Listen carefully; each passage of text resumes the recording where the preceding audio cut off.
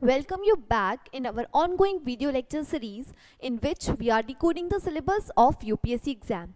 तो आज के इस वीडियो के अंदर हम जीएस पेपर 3 मेंस जो जीएस पेपर 3 है मेंस का उसे हम स्टार्ट करेंगे और हम बहुत अच्छे से जो जीएस पेपर 3 का इकोनॉमिक्स और एग्रीकल्चर वाले पार्ट को डिस्कस करेंगे। तो हमारे प्रीवियस वीडियोस के अंदर अभी तक हम GS paper 1, GS paper 2, prelims का जीएस पेपर एंड सीसैट के पेपर को डिस्कस कर चुके हैं। अब आज इस वीडियो के बाद आपका जो इकोनॉमिक्स है और जो एग्रीकल्चर वाला सेक्शन है वो बहुत अच्छे से क्लियर हो जाएगा, आपको चीज़ें क्लियर होने लगेंगी और फाइनली आप बहुत अच्छे से अपनी पढ़ाई कर सकेंगे। ठीक है, तो हम स्टार्ट करते हैं। सबसे पहले मैं जीएस पेपर 3 का एक ओवरव्यू देना चाहूँगी। जनरली जीएस पेपर 3 के अंदर 6 सब टॉपिक्स होते हैं। सबसे पहला है इकोनॉमिक्स, फिर आता है एग्रीकल्चर, फिर आता है साइंस एंड टेक्नोलॉजी, फिर आता है इन्वायरमेंट, फिर आता है डिजास्टर मैनेजमेंट एंड देन जो लास्ट होता है वो है सिक्योरिटी। मतलब जीएस पेपर 3 के अंदर काफ़ी सारे सब्जेक्ट्स हैं जिन्हें हमें कवर करना है, लेकिन तब आप बहुत अच्छे से एनालाइज करेंगे तो आपको ये रियलाइज़ होगा कि जो टॉपिक्स हैं, यदि आप मान लीजिए security, disaster management, science and technology, agriculture, in 4 topics को बहुत अच्छे से प्रिपेयर कर लेते हैं तो आपकी जो प्रिपरेशन है वो काफ़ी इजी हो जाएंगी। ये वाले जो टॉपिक्स हैं इनका जो सिलेबस है वो काफ़ी लिमिटेड है, मतलब हम कम एफर्ट्स लगा के ही बहुत सारा आउटपुट ले सकते हैं और इन्हें प्रिपेयर करना भी काफ़ी इजी है। इसीलिए हम इन 4 टॉपिक्स पे ज़्यादा फोकस करेंगे। साथ ही साथ जो इकोनॉमिक्स हैं उसे कवर करने के लिए हमें कौन से रिसोर्सेज फॉलो करने हैं, हमें कौन से वीडियोस देखने हैं, ये सारे डाउट्स आपके आज इस सेशन के बाद क्लियर हो जाएंगे।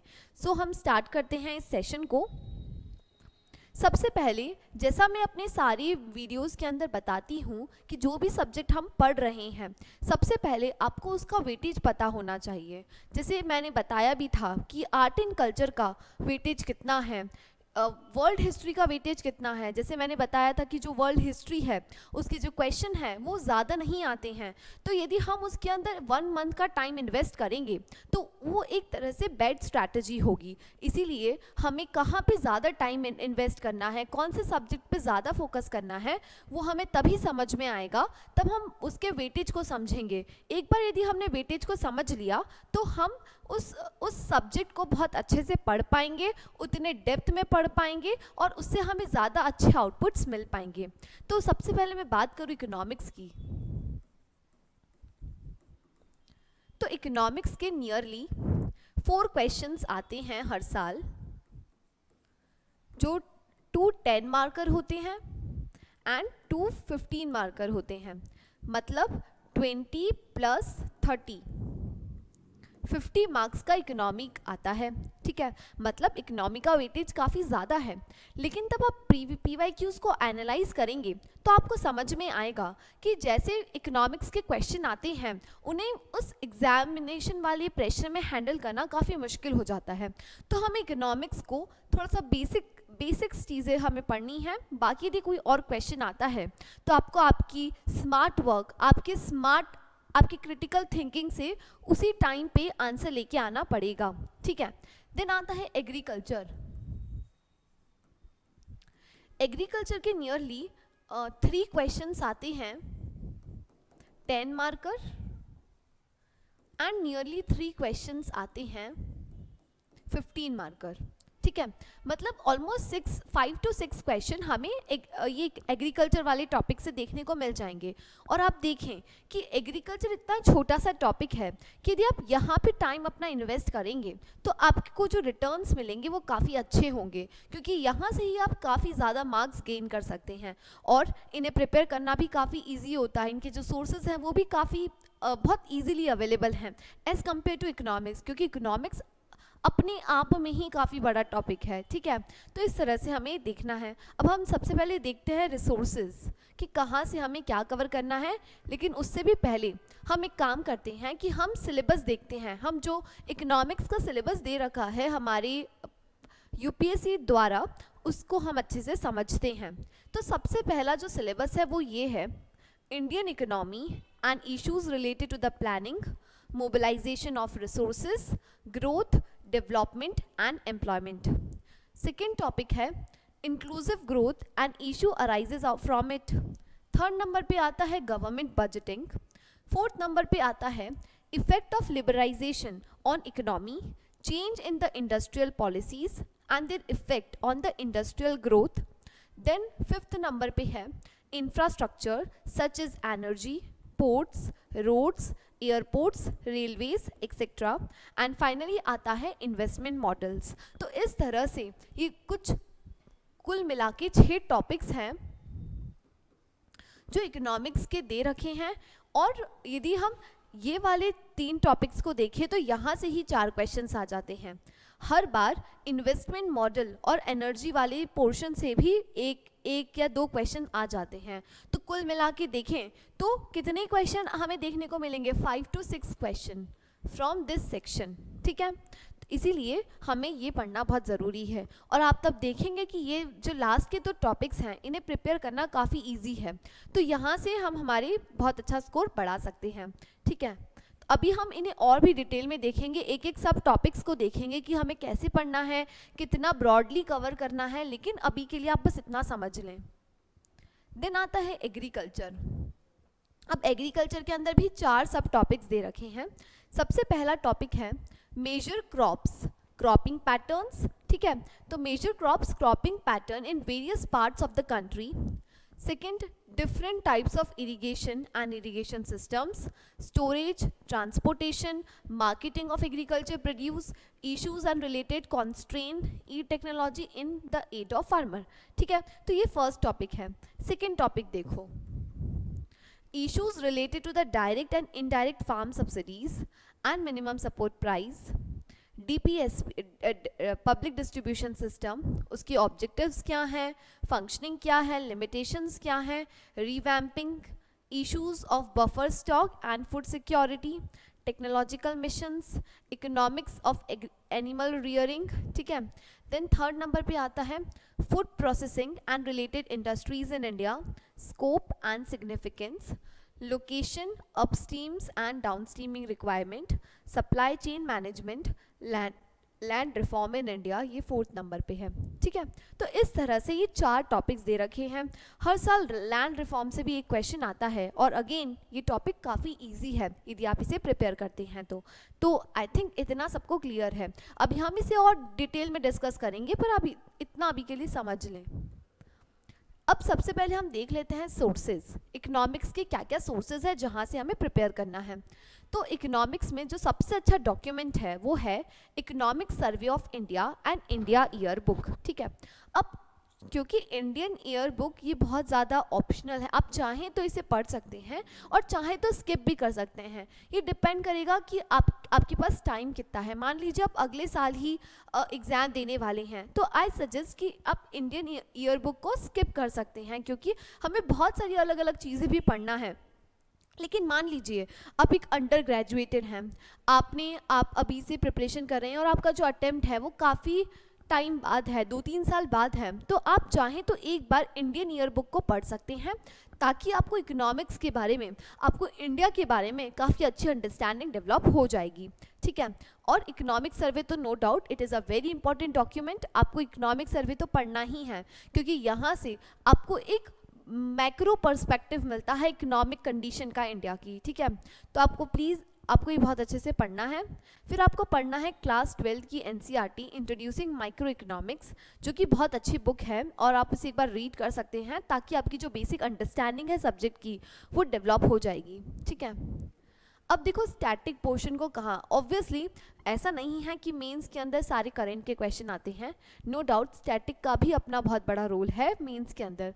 तो आपको स्टैटिक कहाँ से करना है? सबसे पहला, आप जो स्टैंडर्ड बुक्स रिसोर्सेज को प्रेफर कर रहे हैं प्रीलिम्स में, वहाँ से ही आपकी पढ़ाई हो जाएगी. मान लीजिए आप बजट पढ़ रहे हैं, बजटिंग के बारे में पढ़ रहे हैं, आप फिस्कल पॉलिसी के बारे में पढ़ रहे हैं, यदि आप करेंट अकाउंट डेफिसिट के बारे में पढ़ रहे हैं, तो ये सारी चीज़ें आप प्रीलिम्स में ऑलरेडी पढ़ चुके होंगे. आपको उसको अलग से मेंस में पढ़ने की ज़रूरत नहीं है, आपको बस उसे रिवाइज करना है. तो इस तरह से आपकी स्टैंडर्ड बुक्स ही जो आपने प्रीलिम्स में पढ़ी है वो हेल्पफुल रहेगी. उसके बाद आप बजट, है ना। आप बजट को प्रेफर करें, बजट पढ़ें, बजट बहुत अच्छा होता है, आप उसे अपने आंसर्स के अंदर कोट कर सकते हैं। यदि आप इकोनॉमिक सर्वे, बजट, इनको इंट्रोडक्शन और कंक्लूजन में कोट करते हैं तो आपका जो आंसर है वो काफ़ी इकोनॉमिकल लगता है और आपको ज़्यादा मार्क्स मिलते हैं। आप चाहें तो किसी कोचिंग मटेरियल का कंपाइलेशन यूज़ कर सकते हैं। इवन बहुत सारी ऐसी कोचिंग्स हैं जो बजट की हर साल समरी निकालती हैं, तो आप उस समरी को ही पढ़ें और उसी को बार बार रिवाइज़ करें, क्योंकि अल्टीमेटली हमें क्या करना है, हमें वही पढ़ना है जिसे हम रिवाइज़ कर सकते हैं। देन आता है economic survey and finally NITI Aayog का 3 ईयर एक्शन प्लान की वाली जो रिपोर्ट है, ये बहुत अच्छी डॉक्यूमेंट है, मैंने खुद ने इसे पढ़ा है, तो आप भी इसे एक बार पढ़ें। या तो आप किसी कोचिंग के नोट्स बना लें, नोट्स ले लें, नोट्स को बार बार रिवाइज करें और इसे आप कोट करें कंक्लूजन के अंदर। इवन आप किसी और पेपर जैसे जीएस पेपर 1 हो गया, 2 हो गया या 4 हो गया, वहाँ पे भी इसे कोट कर सकते हैं, क्योंकि यहाँ की जो इन्फॉर्मेशन है, जो डेटा फैक्ट्स फिगर है, वो काफ़ी ऑथेंटिक होंगे। ठीक है, तो एक तरह से वैल्यू एडिशन का काम करेंगे। फिर आता है करंट अफेयर्स। तो करंट अफेयर्स के लिए आप क्या करेंगे, आप हिंदू पढ़ें, जो सिविल्स डेली है एक चैनल है, ये काफ़ी अच्छा है, इकोनॉमिक्स के आर्टिकल्स बहुत अच्छे से देता है, तो आप वहाँ से इसे पढ़ सकते हैं। मतलब मैं यहाँ से पढ़ा करती थी, आप भी चाहें तो पढ़ सकते हैं। यदि आपको कोई और रिसोर्स या कोई और चैनल अच्छा लग रहा हो तो आप वो भी प्रेफर कर सकते हैं, ऐसा नहीं है कि आपको यही पढ़ना है। उसके बाद आप इनसाइट्स या फोरम आइज के करंट अफेयर्स मटेरियल को भी प्रेफर कर सकते हैं, जो चीज़ें उन्होंने सिविल्स डेली वालों ने कवर नहीं करी है। तो ये मेरी स्ट्रैटेजी हुआ करती थी और ये मुझे बहुत हेल्पफुल रही थी। आप चाहें तो आपके हिसाब से, आपको जहाँ से जिस भी कोचिंग इंस्टीट्यूट की मटेरियल से समझ में आ रहा है, आप वहाँ से पढ़ें, क्योंकि अल्टीमेटली हमें क्या करना है, हमें चीज़ों को याद करना है, हमें चीज़ों को समझना है ना। ऐसा ज़रूरी नहीं है कि आप इधर से पढ़ेंगे तो ही आपका सिलेक्शन होगा और आप यहाँ से पढ़ेंगे, यहाँ से नहीं पढ़ेंगे तो आपका सिलेक्शन नहीं होगा। तो ये आप पे डिपेंड करता है कि आपको क्या सूटेबल लगता है। ठीक है, और यदि हम बात करें इंडियन एग्रीकल्चर की, तो वो हमें कहाँ से करना है, मुरनाल सर के वीडियोस हैं इससे एसोसिएटेड, आप उसे प्रेफर कर सकते हैं, वो काफ़ी अच्छे वीडियो हैं। विजन का वैल्यू एडेड मटेरियल आता है, ये भी काफ़ी अच्छा है, आप इसे प्रेफर करें। फिर the Hindu and civils daily का जो करंट अफेयर्स आता है, आप उसे फॉलो करें। एग्रीकल्चर के बहुत सारे आर्टिकल्स आपको न्यूज़पेपर में मिलेंगे, तो आप वहाँ से ना इनपुट्स लेके आएँ, बहुत सारी अलग अलग मेंशन चीज़ें आपको मिलेंगी, नई नई चीज़ें, आपको नई नई स्कीम्स के बारे में पता चलेगा, तो आप उसे आपके नोट्स के अंदर ही लिखते हुए चलें, ताकि तब आप फाइनल एग्ज़ाम देंगे तो आपके पास सारी चीज़ें एक जगह पे कंसोलिडेटेड वे में आपको मिल जाएगी। ठीक है, तो हम स्टार्ट करते हैं टॉपिक वाइज। तो जैसा मैंने बताया, नियरली 4 to 5 क्वेश्चंस यहाँ पे हमें देखने को मिल जाएंगे, और इसका जो वेटेज है, इसके अंदर हमें क्या करना है, हमें इकोनॉमिक सर्वे का यूज़ कर लेना है एंड बजट। ठीक, fine, so let's start one by one. Topic 1, अब इसे हम बहुत अच्छे से, बहुत डिटेल वे में स्टडी करने वाले हैं। सबसे पहला है Indian economy and issues related to the planning. ठीक है, अब सबसे पहला टॉपिक है कि प्लानिंग में क्या क्या इश्यूज हैं। तो यहाँ पे आप क्या पढ़ेंगे, आपको यहाँ पे पढ़ना है अबाउट प्लानिंग कमीशन की प्लानिंग कौन करता है।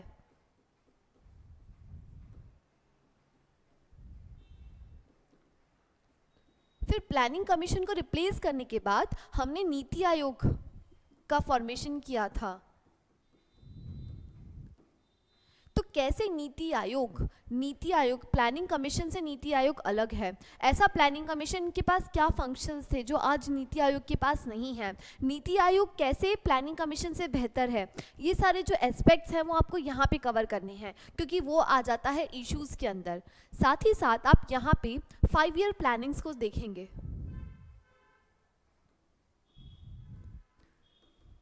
इंडिया में 1 से लेकर 12th तक 5 ईयर प्लानिंग रही है, तो उनमें क्या क्या टारगेट्स रखे गए थे, उनमें क्या क्या चैलेंजेस थे, उनमें क्या क्या इश्यूज थे, आपको वो आइडेंटिफाई करना है, क्योंकि ये वाली जो चीज़ है ये डायरेक्टली प्रीलिम्स में क्वेश्चंस आ जाते हैं। साथ ही साथ आप मेंस में भी ये क्वेश्चन इससे रिलेटेड क्वेश्चंस आने के चांसेस हैं। जैसे आप देखेंगे कि गांधीयन मॉडल है, बहुत सारे अलग अलग मॉडल्स है, गाडगिल योजना है, तो वो सब क्या थी, उनसे आपको क्या इनपुट्स मिलते हैं, तो ये सारी चीज़ें आप यहाँ पे देखेंगे। फिर आता है मोबिलाइजेशन ऑफ रिसोर्सेज, ठीक है। अब रिसोर्सेज भी हमारे पास कौन कौन से होते हैं? नेचुरल रिसोर्स,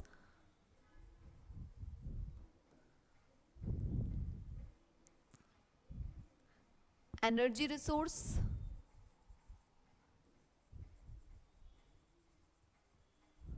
ह्यूमन रिसोर्स,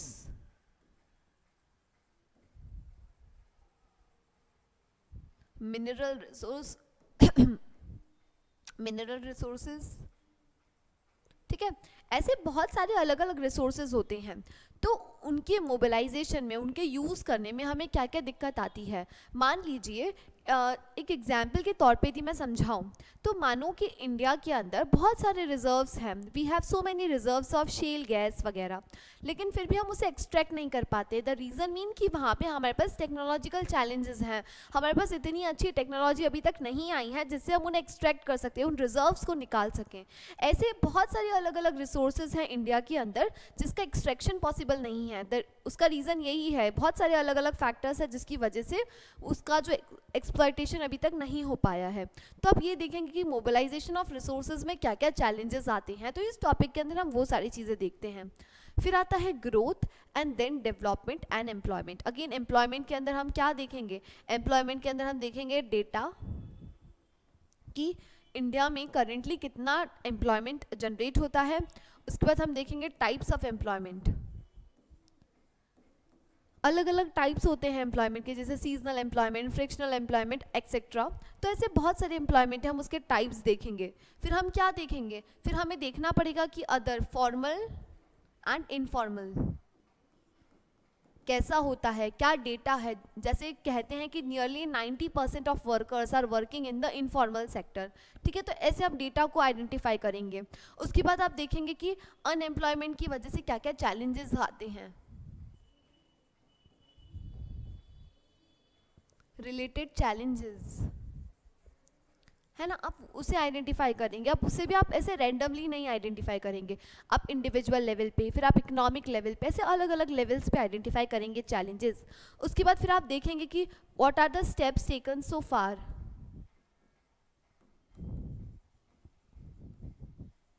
अभी तक कौन कौन से स्टेप्स गवर्नमेंट ने लिए हैं, and then finally way forward, ठीक है। फिर हम वे फॉरवर्ड डील करेंगे ताकि इस तरह से हम हमारे एम्प्लॉयमेंट वाले टॉपिक को 360 डिग्री एंगल से कवर कर पाएंगे। फिर आता है ग्रोथ एंड डेवलपमेंट। तो आपको पता होना चाहिए कि ग्रोथ और डेवलपमेंट में डिफरेंस क्या होता है। जो ग्रोथ होता है वो एक तरह से क्या है, ये हमेशा पॉजिटिव शो होती है, लेकिन जो डेवलपमेंट होता है वो पॉजिटिव नेगेटिव दोनों, सॉरी ग्रोथ पॉजिटिव नेगेटिव दोनों हो सकती है, लेकिन डेवलपमेंट हमेशा पॉजिटिव होता है, ठीक है। तो ग्रोथ जो है ये क्या है, ये क्वालिटेटिव एस्पेक्ट में देखा जाता है, ये क्या है, क्वांटिटी को दिखाता है, ठीक है, ग्रोथ। तो इस तरह से आप क्या करेंगे, आप दोनों में डिफरेंस आइडेंटिफाई करेंगे।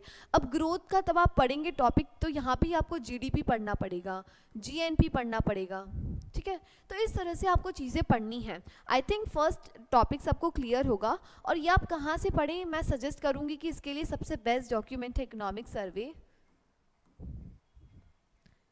प्लस जो एनसीईआरटी है 11th-12th क्लास की, आप उससे देख लें तो आपका ये वाला टॉपिक अच्छे से कवर हो जाएगा। और ग्रोथ एंड डेवलपमेंट वाले टॉपिक के लिए आप न्यूज़पेपर को फॉलो करें और आप यहाँ पे एक्सटेंसिवली रिसर्च करें, ठीक है। नेक्स्ट आता है टॉपिक सेकंड, जो है inclusive growth and issues arises out from it, ठीक है। अब inclusive growth again it is a very important theme, है ना। इंक्लूसिव ग्रोथ मतलब ऐसी ग्रोथ जिसमें सबका डेवलपमेंट हो रहा हो, इवन जो वल्नरेबल सेक्शंस हैं उनका भी ग्रोथ हो रही हो, उनका भी डेवलपमेंट हो रहा हो, तो हमें ऐसी ग्रोथ करनी है। तो इंक्लूसिव ग्रोथ को गवर्नमेंट बहुत ज़्यादा प्रमोट करती है। तो आपको इसमें क्या आइडेंटिफाई करना है कि what is it, inclusive growth क्या होती है। अब वही जैसा मैंने अपने प्रीवियस वीडियोस में बताया है कि आपको इंक्लूसिव ग्रोथ की जो डेफिनेशन है वो किसी ऑफिशियल वेबसाइट से जाके कॉपी पेस्ट करनी है, जिससे आपकी जो डेफिनेशन है वो काफ़ी बेहतर हो गया as compare to other aspirants, ठीक है। सो हमने देख लिया। फिर हम देखेंगे डेटा, फैक्ट्स एंड फिगर, ठीक है। और ये आपको कहाँ से मिल जाएंगे, आपको इकोनॉमिक सर्वे से मिलेंगे। ये आप इकोनॉमिक सर्वे से डेटा को निकालें। उसके बाद आप क्या करेंगे, उसके बाद आप देखेंगे कि different pillars of inclusive growth.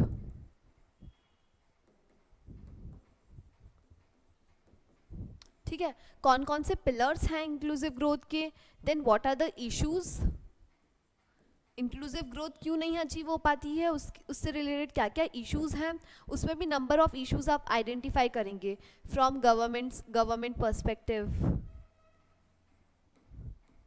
आप देखें कि इकोनॉमी में क्या क्या चैलेंजेस है जिसकी वजह से इंक्लूसिव ग्रोथ नहीं है, एडमिनिस्ट्रेशन में ऐसे क्या क्या चैलेंजेस है जिसकी वजह से इंक्लूसिव ग्रोथ नहीं है, एंड फाइनली आप देखेंगे वे फॉरवर्ड। ठीक है, और उसके बाद नहीं, वे फॉरवर्ड से भी पहले आप सॉल्यूशंस आइडेंटिफाई करेंगे कि गवर्नमेंट ने क्या क्या स्टेप्स लिए हैं, एंड लास्ट वे फॉरवर्ड कि कैसे हम इंक्लूसिव ग्रोथ को बहुत अच्छे से अचीव कर सकते हैं। यहाँ पे आप क्या लिख सकते हैं, आप किसी कंट्रीज़ के एग्जाम्पल को कोट कर सकते हैं, आप किसी स्टेट के एग्जाम्पल को कोट कर सकते हैं। तो इस तरह से आपका ये जो इंक्लूसिव ग्रोथ वाला टॉपिक है वो कवर हो जाएगा, और यदि कोई भी क्वेश्चन आएगा तो आप इजीली उसे कर पाएंगे। ठीक है, थर्ड टॉपिक आता है गवर्नमेंट बजटिंग। ठीक है, अब गवर्नमेंट बजटिंग के अंदर सबसे पहले तो आपको बजट ही रीड करना पड़ेगा, है ना। यदि आप बजट एक बार रीड कर लेते हैं तो आपकी ये चीज़ें क्लियर हो जाएगी। साथ ही साथ आप आर्टिकल 112 को देख लें कि बजट का फॉर्मेशन कैसे होता है, क्या प्रोसेस होता है, बजट कैसे पास होता है, तो ये चीज़ें आपकी यहाँ पे हो जाएगी। साथ ही साथ आप न्यूज़पेपर को फॉलो करें।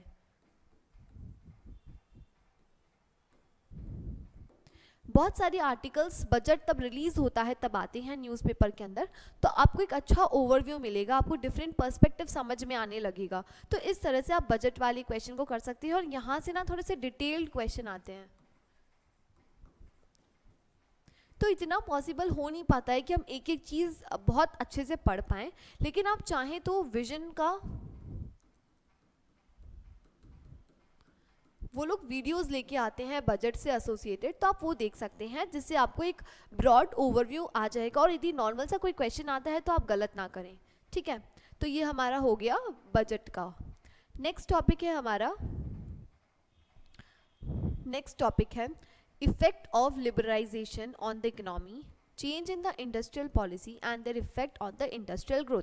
ठीक है, तो अब हमने देखा था कि एलपीजी रिफॉर्म्स, यू नो कि 1990s के टाइम पे इंडिया में एलपीजी रिफॉर्म्स आए थे। ठीक, एलपीजी रिफॉर्म्स आए थे जिसकी वजह से हमारी जो इकोनॉमी है उस पर इम्पैक्ट पड़ा था। अब हम जनरली ऐसे नहीं लिख सकते, हमें कैसे लिखना पड़ेगा कि एग्रीकल्चर पे क्या इम्पैक्ट पड़ा था। ठीक है, फिर हम देखेंगे कि इंडस्ट्रियल सेक्टर पे क्या इम्पैक्ट पड़ा था, फिर हम देखेंगे कि सर्विस सेक्टर पे क्या इम्पैक्ट पड़ा था, एक्सपोर्ट पे क्या इम्पैक्ट पड़ा था।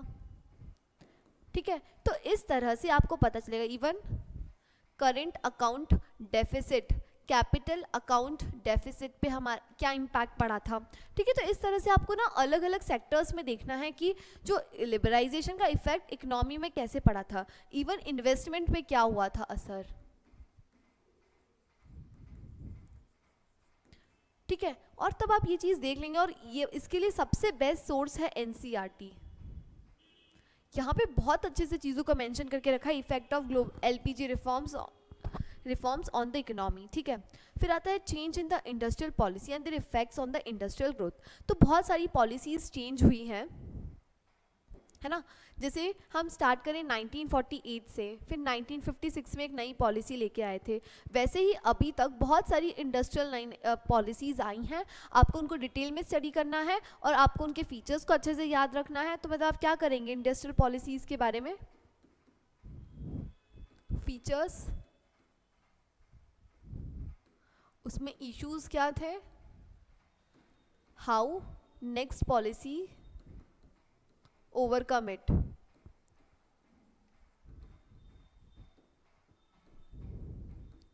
ठीक है। नेक्स्ट पॉलिसी से कैसे वो जो चैलेंजेस थे उस प्रीवियस पॉलिसी में वो ओवरकम हो गए थे। तो इस तरह से आप इंडस्ट्रियल पॉलिसी पढ़ेंगे और इसके लिए आप क्या कर सकते हैं, आप रमेश सिंह की बुक देख सकते हैं। इसमें बहुत अच्छे से डिटेल में ये इंडस्ट्रियल पॉलिसी वाले टॉपिक को मेंशन करके रखा है। तो मैं सजेस्ट करूंगी केवल रमेश सिंह से आप इतना सा पोर्शन ही देखें, पूरी रमेश सिंह बुक पढ़ने की आपको बिल्कुल भी ज़रूरत नहीं है। ठीक है, तो ये आपको सबको क्लियर आ गया, हो गया। ठीक है, नाउ टॉपिक 5। टॉपिक 5 आता है infrastructure, energy, ports, roads, airports, railways. ठीक है, तो इसके अंदर भी मैं आपको एक एग्जांपल के तौर पे बताऊं। मान लीजिए आप एनर्जी वाले सेक्टर को पढ़ रहे हैं, तो आपको उसके अंदर क्या करना है, सबसे पहला आपको इकोनॉमिक सर्वे देखना है।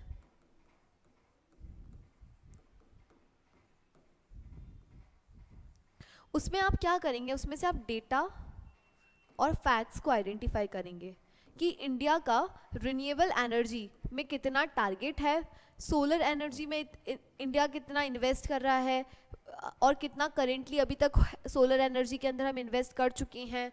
फिर हम बात करेंगे विंड एनर्जी, न्यूक्लियर एनर्जी, ऐसे बहुत सारी एनर्जी के बारे में आप देखेंगे। उसके बाद फिर आपको मिल जाएगा फैक्ट कोल से एसोसिएटेड कि कोल थर्मल पावर प्लांट के अंदर कितना यूज़ होता है। ठीक है, ताकि आप इसे आंसर में एज इट इज़ मेंशन कर सकें। फिर आप क्या देखेंगे, आप टाइप्स ऑफ एनर्जी के बारे में देखेंगे। ठीक है, देन आप देखेंगे कि हमारी कहाँ कहाँ से एनर्जी जनरेट होती है, एनर्जी जनरेशन सोर्सेज। ठीक है, उसके बाद आप देखेंगे कि energy crisis, why India is in the energy crisis वाली सिचुएशन, है ना। आप एनर्जी क्राइसिस वाले एंगल को देखेंगे। उसके बाद आप क्या देखेंगे कि what are the steps taken,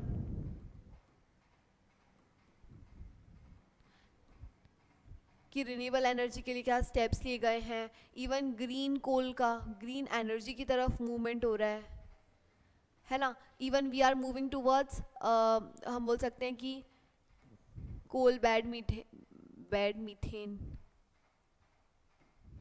ऐसे अलग अलग हम क्या देख रहे हैं, हम अलग अलग एनर्जी को हम अलग अलग एनर्जीज़ को आइडेंटिफाई करने की कोशिश कर रहे हैं। उसके बाद फिर वे फॉरवर्ड क्या होना चाहिए।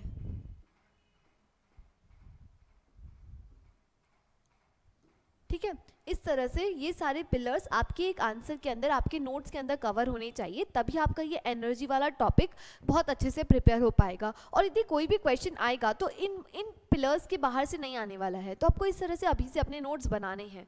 Similarly goes with the ports, roads, railways and airport, इस तरह से इनके भी नोट्स बनाने हैं। ठीक है, नेक्स्ट आता है हमारा टॉपिक नंबर 6, जो है हमारा इन्वेस्टमेंट मॉडल्स। अब इन्वेस्टमेंट मॉडल्स के अंदर क्या आता है, आप इसके लिए भी ना रमेश सिंह को प्रेफर कर सकते हैं।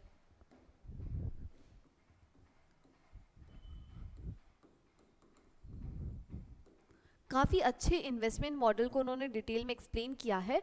जैसे बहुत सारे अलग अलग, जैसे पीपीपी वाला मॉडल होता है, बीपीसी है ना, ईपीसी मॉडल, ऐसे बहुत सारे अलग अलग मॉडल्स होते हैं जिसकी वजह से स्विस मॉडल होता है इन्वेस्टमेंट करने वाले। तो आप उनको अच्छे से पढ़ें, उनके चैलेंजेस को आइडेंटिफाई करें और कैसे उन्हें और बेहतर बनाया जा सकता है वो देखें। तो आप इन्वेस्टमेंट मॉडल्स में क्या देखेंगे, सबसे पहला types, then what are the significance, हर मॉडल के आपको सिग्निफिकेंस देखने होंगे। ठीक है, उसके बाद आप देखेंगे इश्यूज क्या क्या है उन मॉडल्स के अंदर, गवर्नमेंट ने क्या स्टेप्स लिए हैं, केस स्टडीज कि मान लीजिए पीपी में कोई सक्सेसफुल केस स्टडी है क्या, एंड फाइनली वे फॉरवर्ड। ये जो वे फॉरवर्ड होता है ना, ये आपके कंक्लूजन में डायरेक्टली यूज किया जा सकता है। ठीक है, तो ये हो गया हमारा इन्वेस्टमेंट मॉडल से एसोसिएटेड। नाउ नेक्स्ट हम मूव करते हैं एग्रीकल्चर की तरफ। अब एग्रीकल्चर, जैसा मैंने बताया कि काफ़ी छोटा सा टॉपिक है और आप बहुत इजीली इसे कवर कर सकते हैं। और हमें कहाँ से करना है, तो मैंने बताया कि जो विजन का मटेरियल आता है वो काफ़ी अच्छा है। आप एग्रीकल्चर के लिए पूरी यहाँ से ही रिलाई कर सकते हैं और आपको कोई और नोट्स को ढूंढने की ज़रूरत नहीं पड़ेगी। ठीक है, तो हम स्टार्ट करते हैं फर्स्ट टॉपिक से। टॉपिक नंबर 1, सबसे पहला टॉपिक है major crop and cropping patterns in various part of the world. ठीक है, अब देखो मेजर क्रॉप्स, जैसे हमने देखा मेजर क्रॉप्स मतलब जो इम्पोर्टेंट क्रॉप्स है, मान लीजिए राइस हो गया, है ना, we have rice, wheat, then with coarse grains,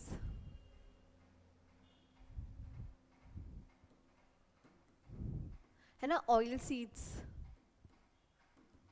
ठीक है, तो ये कुछ कुछ मेजर क्रॉप्स हैं, और भी ऐसे बहुत सारे मेजर क्रॉप्स हैं जो इंडिया में प्रोमिनेंटली ग्रो किए जाते हैं। आपको उनके बारे में स्टडी करना है। उनके बारे में भी क्या आप देखेंगे, टेम्परेचर, रेनफॉल, देन आप देखेंगे सॉइल, मतलब ये 3 पैरामीटर्स आपको पता होने चाहिए किसी भी क्रॉप के बारे में। फिर आप देखेंगे क्रॉपिंग पैटर्न। जैसे क्रॉपिंग पैटर्न में आप तब पढ़ेंगे तो आपको ये आइडेंटिफाई करना है कि जो क्रॉपिंग पैटर्न्स हैं वो, ठीक है, what is cropping pattern,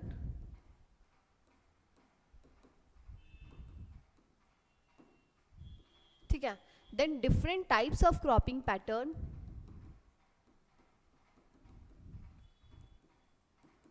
in India.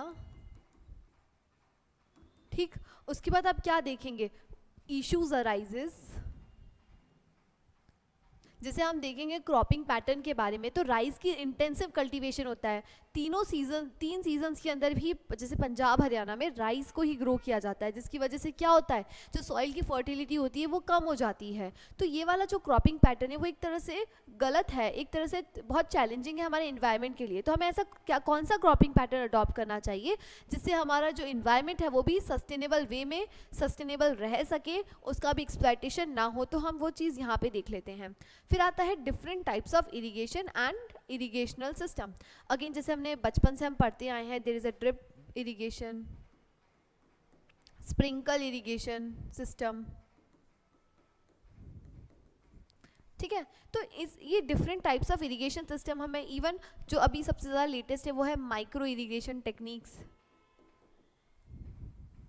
उसके बेनिफिट्स क्या हैं, ये सब आप यहाँ पे देखेंगे। ठीक है, फिर आता है storage, transport and marketing of agriculture produce. ठीक है, तो अब स्टोरेज में भी बहुत सारे चैलेंजेस आते हैं, तो आपको वो आइडेंटिफाई करना है। ट्रांसपोर्टेशंस में क्या क्या चैलेंजेस हैं, मार्केटिंग ऑफ एग्रीकल्चर में क्या क्या चैलेंजेस हैं, इश्यूज़ क्या क्या हैं उनके अंदर, तो आपको वो आइडेंटिफाई करना है। एंड फाइनली यदि आप इश्यूज़ आइडेंटिफाई करते हैं तो एज अ एडमिनिस्ट्रेटर आप वे फॉरवर्ड भी सजेस्ट करेंगे। ठीक है, फिर आता है e technology in the aid of the farmers. तो बहुत सारी टेक्नोलॉजीज़ फार्मर्स को हेल्प करती है, जैसे ड्रोन आ गया, है ना, इवन बहुत सारे नैनो कैप्सूल्स का यूज़ होता है एग्रीकल्चर के अंदर, है ना, जैसे नैनो यूरिया का यूज़ होता है। तो ये सारी टेक्नोलॉजी के बारे में आपको पता होना चाहिए ताकि हम हमारे जो एग्रीकल्चर है उसे और भी बेहतर बना सकें, हम ज़्यादा ये लेके आ सकें, इंटेंसिटी ऑफ एग्रीकल्चर को बढ़ा सकें। तो इसलिए हमें टेक्नोलॉजीज़ पढ़ना है, और ये भी हम पढ़ेंगे बहुत अच्छे से यदि हम ये एग्रीकल्चर का टॉपिक पढ़ते हैं। देन आता है सेकेंड टॉपिक, जिसके अंदर आ गया issue related to the direct and indirect farm subsidies. ठीक है, तो सब्सिडीज भी 2 टाइप की होती है, एक होती है डायरेक्ट, एक होती है इनडायरेक्ट।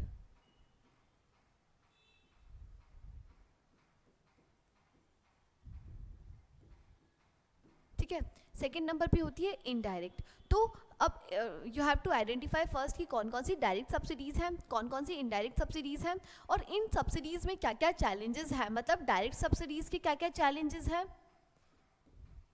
अब चैलेंजेस जैसे मैंने बोला आइडेंटिफाई करें, तो आपको सॉल्यूशंस भी देना है, और यहाँ पे भी आप इश्यूज आइडेंटिफाई करेंगे एंड सोल्यूशन। ठीक, तो इस तरह से आपका ये वाला टॉपिक कवर हो जाएगा। फिर आता है मिनिमम सपोर्ट प्राइस। तो मिनिमम सपोर्ट प्राइस क्या है ना, गवर्नमेंट कैसे डिक्लेयर करती है मिनिमम सपोर्ट प्राइस, कितने क्रॉप्स के लिए मिनिमम सपोर्ट प्राइस का डिक्लेरेशन होता है, उनमें इश्यूज़ क्या क्या हैं, हम उसे कैसे ठीक कर सकते हैं। तो ये सारी चीज़ें आपको एमएसएमई के अंदर देखनी है, एमएसपी के अंदर। फिर आता है पब्लिक डिस्ट्रीब्यूशन सिस्टम, जो पीडीएस शॉप्स होती हैं, उसके बारे में यूपीएससी ने ऑलरेडी अपने नोटिफिकेशंस के अंदर डाल रखा है कि उसका ऑब्जेक्टिव क्या है। तो हम ऑब्जेक्टिव आइडेंटिफाई करेंगे, हम फंक्शनिंग आइडेंटिफाई करेंगे, हम उसके लिमिटेशंस आइडेंटिफाई करेंगे, और हम उसे क्या किस तरह से बेहतर कर सकते हैं हम वो आइडेंटिफाई करेंगे। तो इसके लिए आप क्या करें, आप एक आती है विकासपीडिया करके। अब उससे वहाँ से सर्च करें, ये गवर्नमेंट का ही विकीपीडिया है, तो आप यहाँ पे आपको ये पीडीएस के बारे में बहुत अच्छा मिल जाएगा। फिर आता है issue of buffer stock and food security, कि अच्छा फूड सिक्योरिटीज़ में क्या क्या इश्यूज है। You have to identify that food security के 4 पिलर्स होते हैं, affordability, accessibility, availability and stock. ठीक है, तो इस तरह से ये 4 पिलर्स हैं फूड सिक्योरिटी के। तो इन चारों में क्या क्या इश्यूज हैं आप ये आइडेंटिफाई करेंगे। फिर टेक्नोलॉजिकल मिशंस कौन कौन से हैं, जैसे कि ग्रीन रेवोल्यूशन मिशन था, उसके बाद भी बहुत सारे अलग अलग ऑयल सीड से रिलेटेड रेनबो मिशन, तो ये सब आपको इधर आइडेंटिफाई करना है। फिर इकोनॉमिक्स ऑफ एनिमल रियरिंग, तो again agriculture is not all about crop cultivation but also include life stock farming, है ना।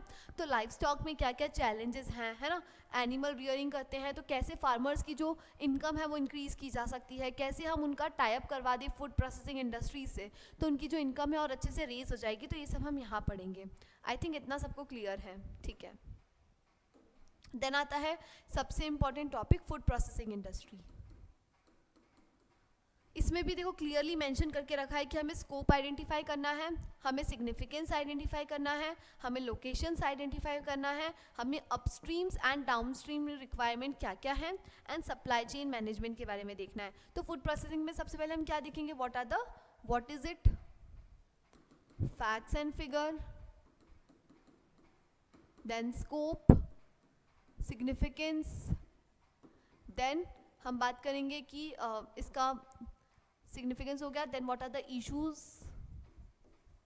इन अपस्ट्रीम, इश्यूज इन डाउनस्ट्रीम्स, ठीक है, and finally supply chain management, ठीक है, and finally we suggest way forward. जैसे यहाँ पे बहुत सारी कमिटीज़ हैं तो आप उनको मेंशन कर सकते हैं फूड प्रोसेसिंग इंडस्ट्रीज़ के लिए, ठीक है। और यहाँ पे बहुत सारी गवर्नमेंट की स्कीम्स हैं, आप वो यहाँ पे मेंशन कर सकते हैं और उनको हमें अच्छे से स्टडी करना है। तो इस तरह से आप एफपीआई को बहुत अच्छे से कवर कर पाएंगे। फिर आता है land reforms in India, again very important topics, क्योंकि लैंड रिफॉर्म से हर साल क्वेश्चन आते हैं। तो लैंड रिफॉर्म्स को भी आपको जो भी 1950s के टाइम पे लैंड रिफॉर्म्स लिए गए थे वो पता होना चाहिए। 1960-70s के टाइम पे तब ग्रीन रेवोल्यूशन आया था, उसके बारे में अच्छे से पता होना चाहिए। और इवन प्रेजेंट लैंड रिफॉर्म्स जो 2013 में आया था, डिजिटलाइजेशन ऑफ लैंड रिकॉर्ड, ठीक है, तो आपको उसके बारे में पता होना चाहिए। तो इस तरह से आप उसमें क्या क्या इश्यूज थे, क्या हम बेहतर वे में कर सकते हैं, आप वो आइडेंटिफाई कर लें, ठीक है। नेक्स्ट आता है key to score good marks in this paper. तो जैसा मैंने कल वाले वीडियो में भी बताया था कि हर पेपर के कुछ कुछ की फैक्टर्स होते हैं जो आप यदि यूज़ करते हैं तो आपका जो स्कोर है वो काफ़ी बेहतर होगा। वैसे ही इकोनॉमिक्स में यदि आप फैक्ट्स एंड फिगर्स को डालते हैं, कमिटीज़ लिखते हैं, इकोनॉमिक सर्वे को मेंशन करते हैं, ग्राफ्स लिखते हैं, पाई चार्ट बनाते हैं, बजट से लेके नीति आयोग के डॉक्यूमेंट को मेंशन करते हैं, तो जो आपके मार्क्स हैं वो काफ़ी अच्छे रहेंगे, ठीक है। देन आता है आंसर स्ट्रक्चरिंग, ठीक है। तो जनरली मैं प्रेफर करती हूँ कि कभी भी हम यदि इकोनॉमिक्स के या एग्रीकल्चर के आंसर को इंट्रोड्यूस करें तो आप डेफिनेशन से इंट्रोड्यूस ना करें, बल्कि आप किसी डेटा फैक्ट्स फिगर से स्टार्ट करें, किसी रिपोर्ट से स्टार्ट करें, क्योंकि economics is all about statistics, ठीक है। तो आप इंट्रोडक्शन में हमेशा क्या करेंगे, आप स्टैटिस्टिक्स का यूज़ करेंगे, बॉडी के अंदर जो डिमांड है उसे एड्रेस करेंगे, उसमें भी हम बहुत सारी कमिटीज़ मेंशन करेंगे, हम ग्राफ ड्रॉ करेंगे, ठीक है। एंड फाइनली कंक्लूजन के अंदर हम वे फॉरवर्ड वाली चीज़ लिखेंगे, जिसके अंदर हम कमिटीज़ को मेंशन कर सकते हैं, हम नीति आयोग को मेंशन करेंगे, ठीक है। तो इस तरह से आप आंसर को स्ट्रक्चर करेंगे, मतलब आप ट्राई करें कि हर इकोनॉमिक्स के क्वेश्चन के अंदर आप कोई भी ग्राफ या आप पाई चार्ट बना सकें, जिससे आपके आंसर का वैल्यू एडिशन होने लगेगा, ठीक है। तो इस तरह से ये हो गया। एंड अभी तक हमने जो भी डिस्कस किया है मैं एक बार ब्रीफली आपको सब बता देती हूँ। हमने अभी तक हमारा जीएस पेपर 1 कंप्लीट कर लिया है, जीएस पेपर 2 कंप्लीट कर लिया है, एंड जीएस पेपर 3 आज हमने जीएस पेपर 3 का पार्ट 1 कंप्लीट किया है। जिसके अंदर हमने क्या देख लिया, हमने इकोनॉमिक्स देख लिया एंड एग्रीकल्चर देख लिया, उनके सोर्सेज देख लिए कि हमें कहाँ से प्रिपेयर करना है, हमने टॉपिक वाइज देख लिया कि कहाँ से कौन से टॉपिक को प्रिपेयर करना है, फिर हमने देख लिया आंसर कैसे स्ट्रक्चर करना है, एंड फाइनली हमने देख लिया कुछ keys to score better marks. तो इस तरह से हमने ये सारी चीज़ें कवर कर ली है। अब जो मेरा नेक्स्ट वीडियो आएगा उसके अंदर मैं पार्ट 2 लेके आऊँगी, जिसके अंदर हम जो रिमेनिंग जीएस पेपर 3 है उसे कवर कर लेंगे, और इससे आपका जो जीएस पेपर 3 है वो भी हॉलिस्टिक वे में कवर हो जाएगा। तो आप, यदि आपको हमारा वीडियो चैनल अच्छा लग रहा है, हमारा वीडियो अच्छा लग रहा है, तो please do like and subscribe our channel and thank you so much.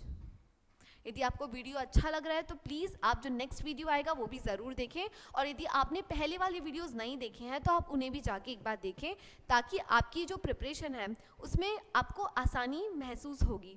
So with this note, thank you so much.